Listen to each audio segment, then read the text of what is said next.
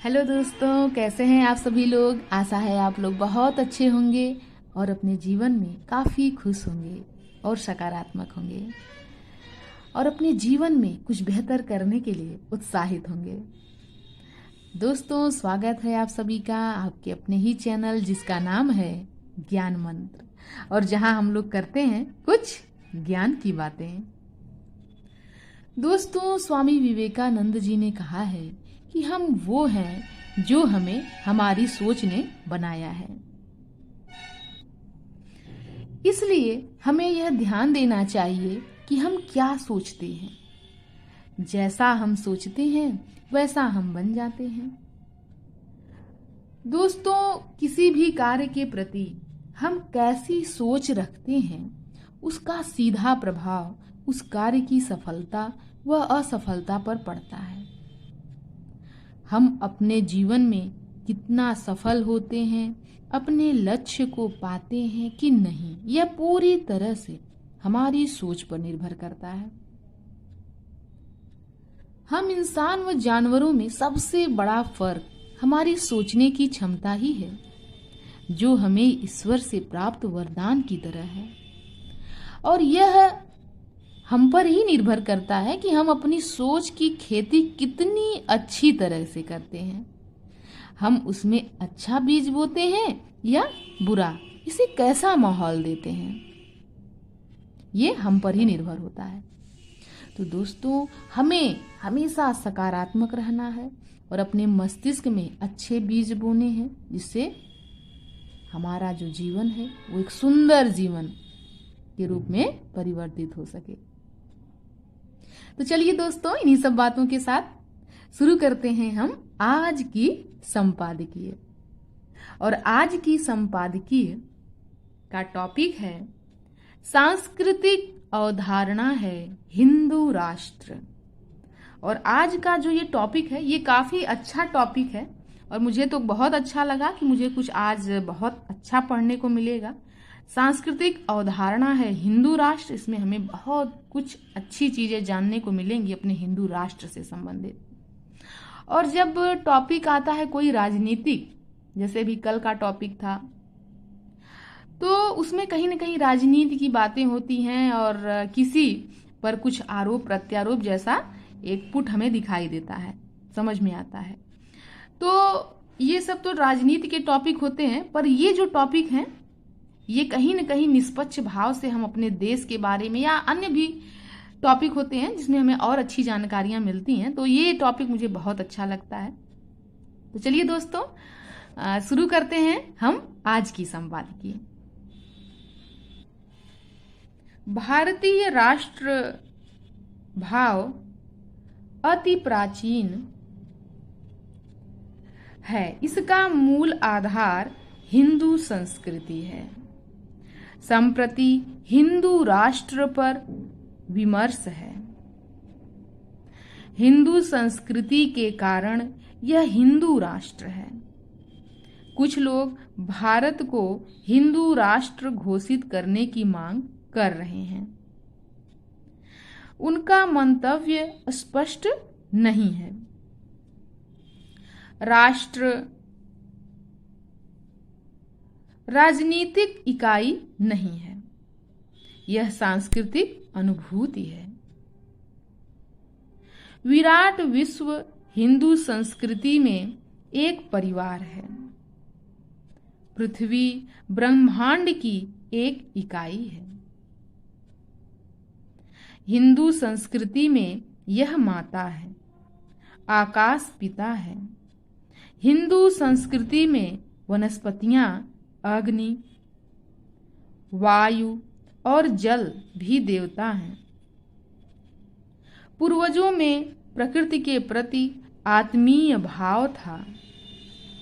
इसी संस्कृति से हिंदू राष्ट्र बना। राष्ट्र और राज्य भिन्न है।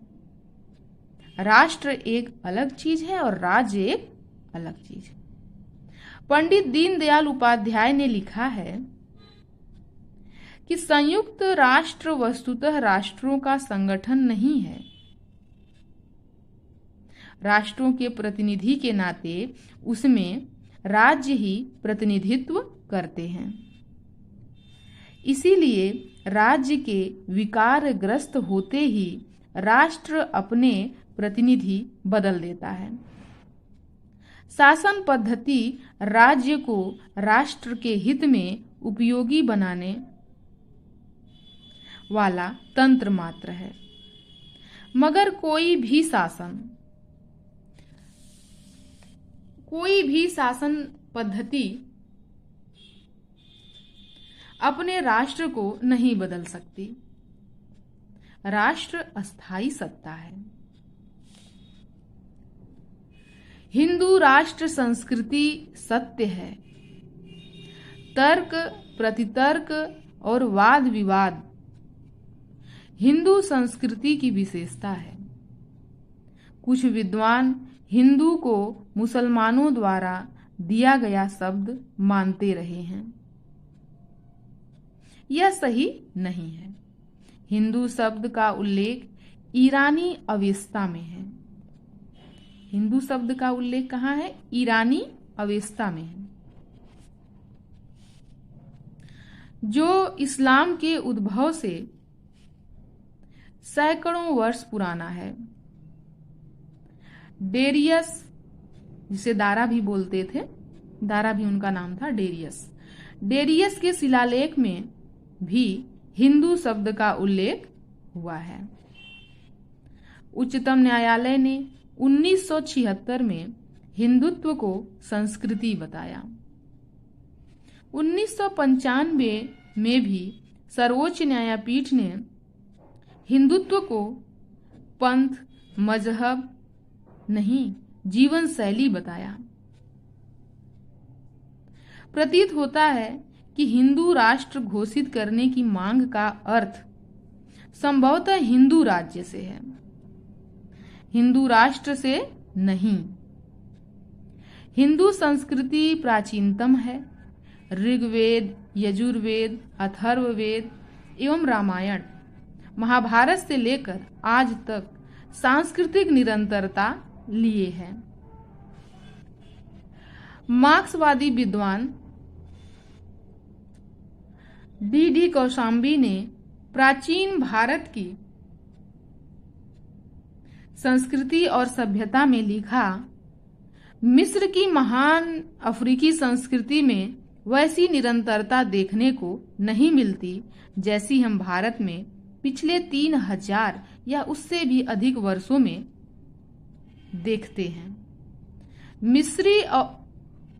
मिस्र और मेसोपोटामियाई संस्कृतियों का अतीत अरबी संस्कृति के पीछे नहीं जाता।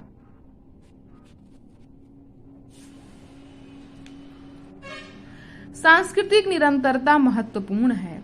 प्राचीन काल से ही भारत में राष्ट्र संस्था सांस्कृतिक प्रवाह में थी। अथर्ववेद में सामाजिक सांस्कृतिक विकास के सूत्र हैं। पहले वह शक्ति विराट थी, अव्यवस्थित थी, फिर परिवार संस्था का निर्माण हुआ।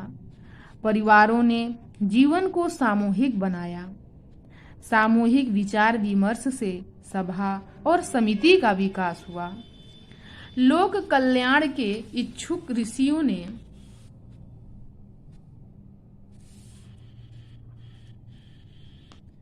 तप किया, दीक्षा आदि नियमों का पालन किया। इससे राष्ट्र तथा राष्ट्र के बल का जन्म हुआ। संस्कृति के अनेक तत्वों में कला, गीत और संगीत आदि प्रमुख हैं। परम चेतना एक है, अभिव्यक्तियां अनेक हैं। रूप, रस, गंध, नाद के आनंद हैं। हिंदू गीत संगीत की परंपरा प्राचीन है। यहाँ 6 मुख्य राग और 30 रागिनियां हैं। यहाँ पर 6 मुख्य राग हैं और 30 रागिनियां हैं। हिंदू दर्शन के अनुसार प्रत्येक राग अर्ध देवता है। इनका विवाह 5 रागिनियों से हुआ। महाभारत वन पर्व में इंद्र ने अर्जुन से कहा कि तुम नृत्य और गीत सीखो। वाद्य विद्या भी तुम्हें सीखनी चाहिए। हिंदू परंपरा में गायन, वादन, नर्तन आदि विधाएं थीं। ऋग्वेद में इसके साक्ष्य हैं। सामवेद का अर्थ ही ज्ञान, गान है। इनसे ही उत्कृष्ट सामूहिक संस्कृति विकसित हुई। ऋग्वेद में सांस्कृतिक सामूहिक जीवन के संदर्भ में उल्लेख है।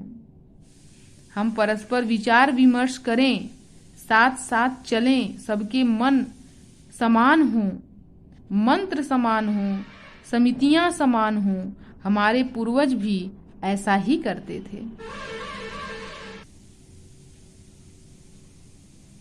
राष्ट्र सांस्कृतिक अवधारणा है। राष्ट्र क्या है? राष्ट्र एक सांस्कृतिक अवधारणा है और उसके गठन का आधार राजनीतिक प्रक्रिया नहीं। भारतीय चिंतन में ब्रह्मांड को एक जाना गया है। विविधता में एकता भारतीय संस्कृति की विशेषता है। भूमि, जन और संस्कृति की त्रयी भावनात्मक रूप में राष्ट्र होती है। साथ साथ रहते हुए भूमि के प्रति श्रद्धा विकसित होती है। संस्कृति नेतृत्व करती है और राष्ट्र बनता है। संस्कृति का मुख्य घटक भाषा है। संविधान में सामासिक संस्कृति शब्द प्रयोग हुआ है। सर्वोच्च न्यायालय ने 1994 में कहा, सामासिक संस्कृति का आधार संस्कृत, भाषा और साहित्य है। इस देश के लोगों में अनेक विभिन्नताएं हैं। वे गर्व करते हैं कि वे एक विरासत के सहभागी हैं। यह विरासत और कोई नहीं, संस्कृत की विरासत है। राष्ट्र और नेशन एक नहीं। नेशनलिज्म का जन्म तो 9वीं-10वीं शताब्दी के आसपास हुआ। 16वीं शताब्दी में इटली में नए युग को ल रिनास्विता मतलब पुनर्जन्म कहा गया। इटली के लोगों के लिए सभ्यता नई होकर जन्म ले रही थी। रोमन सभ्यता से फ्रांस और ब्रिटेन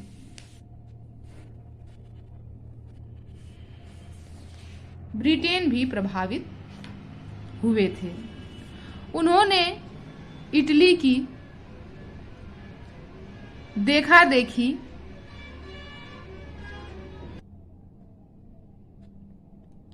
अपनी नई व्यवस्था के युग को पुनर्जन्म कहना शुरू किया। पुनर्जागरण के बाद यूरोपीय शक्तियों ने अमेरिका और दक्षिण अफ्रीका, ऑस्ट्रेलिया के मूल निवासियों को प्रताड़ित किया। उपनिवेश बनाए। वे लगभग एक भौगोलिक क्षेत्र में थे। एक नेशन होने का भाव जगाया गया। वस्तुतः नेशनलिज्म में भूमि, जन और राज्य व्यवस्था 3 घटक हैं, जबकि भारतीय राष्ट्रवाद में भूमि, जन और संस्कृति 3 महत्वपूर्ण घटक हैं। नेशनलिज्म में भूमि है, जन है और राज्य व्यवस्था है, और जबकि भारतीय राष्ट्रवाद में क्या है? भूमि है, जन है और संस्कृति है। 3 महत्वपूर्ण घटक इसमें हैं। इसमें संस्कृति अलग है, इसमें राज व्यवस्था है। राज व्यवस्था महत्वपूर्ण नहीं। यहाँ हजारों छोटे खंडों पर कई तरह की राज व्यवस्था थी, राजा थे। स्वाधीनता के समय भी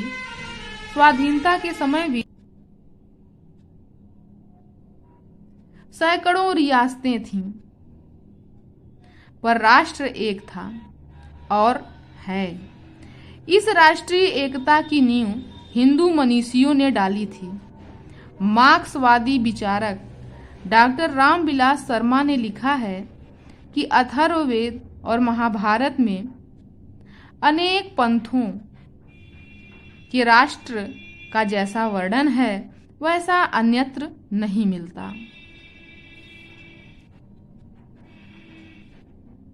भारत वैदिक काल के पूर्व से ही हिंदू राष्ट्र है।